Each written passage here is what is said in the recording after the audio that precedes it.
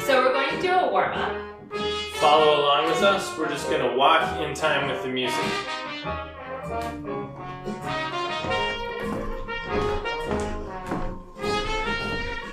And you can just walk around everywhere, forwards, backwards. If you have obstacles in your way, if you're dancing in your living room, make sure you avoid them. If you have a friend, you can make sure to avoid your friend as well. Try doing nice and small steps.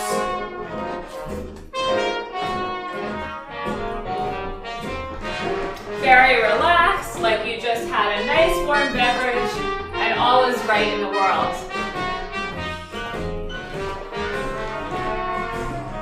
And then try more urgent walks, like you need to go get a warm beverage.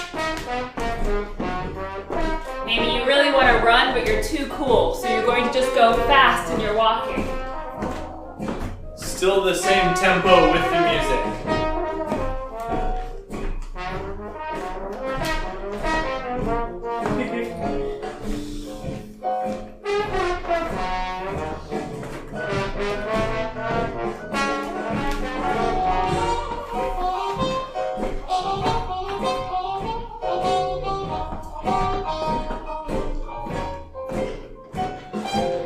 We're going to gently stretch out our neck.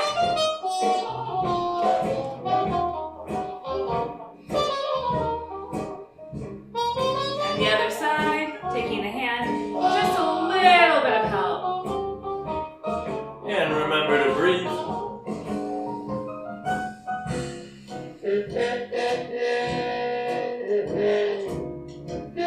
Give yourself a little shake.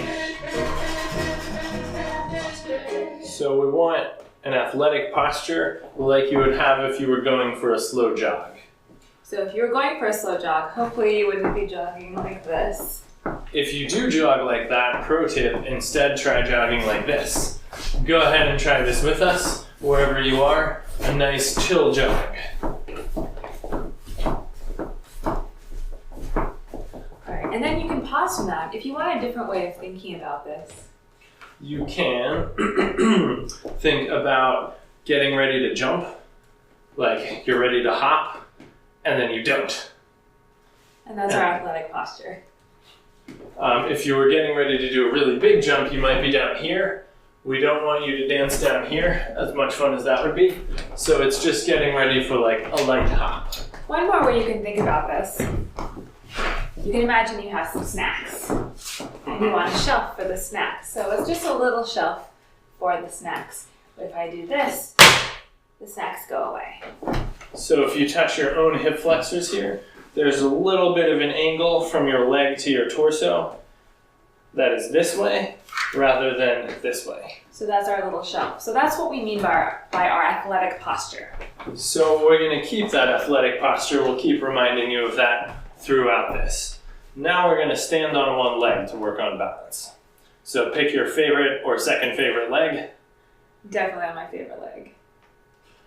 And then notice here that if you feel like your head is heavier than the rest of your body, it's going to be a bit wobbly. Instead, imagine that your head is light and floating upward and that your pelvis is heavy. And if you need to make adjustments rather than making them from the top and the arms, let yourself make adjustments in your lower body so you can go, oh yeah, and find your own stability that way. And shift to the other leg. Your second favorite if you were on your favorite leg. And your favorite if you were saving the best for last. Mm-hmm. So we're here. And just hang out here, feel as relaxed as you can. You've still got your athletic posture. You can swoosh your free leg around a bit if you want. You can notice if you start to like bring your arms into it, or your arms are holding you up, or your shoulders are starting to pull you up, you can just shake it out, take a deep breath, and reset on that leg so you really have this ease of standing. So that's a bit on balance. Now we're going to work on drive. So drive is pushing off the ground to take a step. So if we're standing on one foot, let's all say that we're standing on our left feet. So Mike will have his back to you. If Mike's standing on his left foot right now, if he was thinking of his right foot as more important, for the next step, it might look something like this. Instead, what we're going to do is we're going to think about that standing leg as the one that you're getting your power from. You can even reach down, touch your standing leg, give it a little rub, be like, you're important leg. Good affirming. All right, so we're here. And we're going to think about that leg as we push off of it to take a step. Push. And now the other leg is the important one, not to be left out. So give it a little affirmation. And we've got our balance on it, and then we push off of that leg. And now we find our balance on our new leg. So our walking, if we break it down, is going to be we're balanced on one leg, we drive to the next leg, and then we're balanced on that leg. One more thing in this, we like to think when we're going forwards and backwards about being forward. Like there's something that your heart is yearning for. Like what might that be? Maybe chocolate cake. Oh, garnished with eucalyptus. Oh, how Whoa. fancy. So then I clearly want this cake quite a lot. So I'm going to think cake as I step forward. Cake. Cake. And then as I go backwards. He's still really wanting that cake. Cake. Cake. Cake. And as he goes backwards. Cake. Cake.